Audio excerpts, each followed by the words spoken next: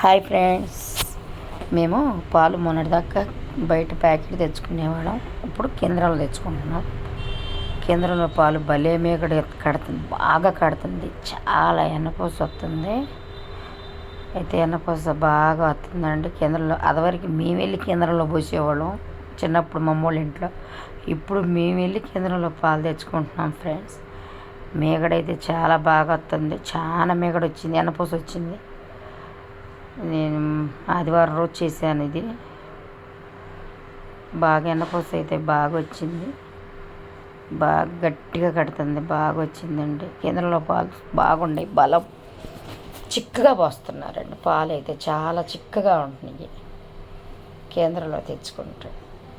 First తెలియక మేము packet పాలు తెచ్చుకున్నాం, చాలా రోజులు తెచ్చుకున్నాం. ఈ మధ్య కేంద్రంలో పోయించుకుంటున్నాం. ఇప్పుడే ఎందుకు పెట్టారు ఈ వీడియో అనుకుంటారా? టైం కుదరలా, అందుకే ఇప్పుడే పెట్టాను ఫ్రెండ్స్. ఇవాళే పెడుతున్నది. మొత్తానికి ఎన్నపూస అయితే బాగా వచ్చింది, చాలా గడ్డలాగా వచ్చింది. కూలింగ్ నీళ్ళు వేసి ఫ్రిడ్జ్లో నీళ్ళు, చల్లటి నీళ్ళు పోసి కొట్టా. బాగా చిక్కగా చేసి ఎక్కువసేపు కూడా చేయలే, కొంచెంసేపు చేశాను. అది ఎన్నపూస ఎలా రెడీ అయిందో చూడండి.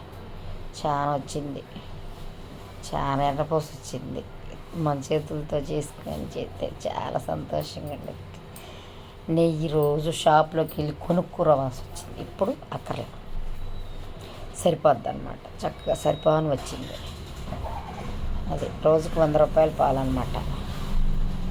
100 రూపాయలు తగ్గట్టు ఎన్నపూస కూడా అలాగే వచ్చింది ఫ్రెండ్స్.